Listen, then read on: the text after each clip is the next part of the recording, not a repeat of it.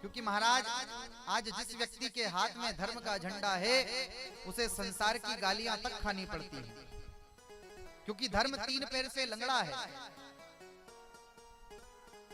ये वास्तविकता है। जिस प्रकार से भक्ति के पूरा ज्ञान और वैराग्य है, उसी प्रकार से धर्म का आप यदि धर्म करोगे कलयुग में तो आपको सुनना तो पड़ेगा महाराज। अब या तो आप अपने कान मजबूत कर लो या फिर धर्म करना छोड़ दो,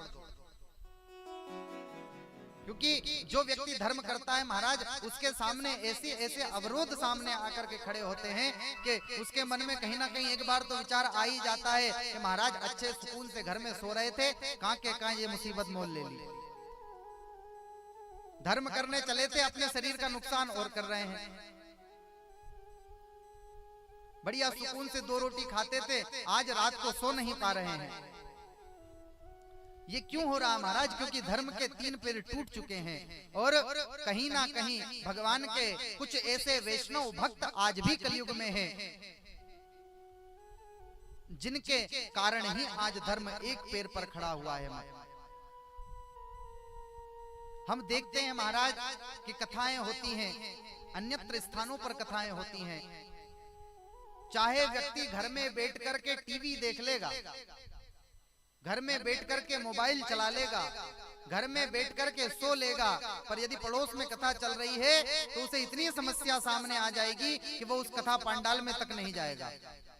अरे अभागो, तुम्हारे कर्म फूट गए हैं जो भगवान की कथा से तुम वंचित रह रहे हो। या भागवत रूपी भागीरथी यदि चल करके तुम्हारे द्वार पर आई है तो इस भागवत का कोई स्वार्थ नहीं है महाराज, और ना तुम्हारी इतनी हैसियत है कि इस भागवत को तुम तोल सको।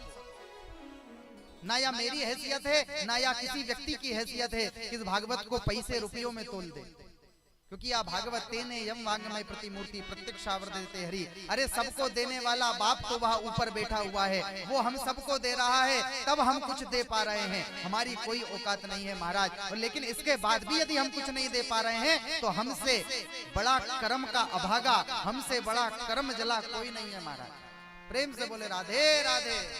आप सब लोग तो बड़े अच्छे हो। देखो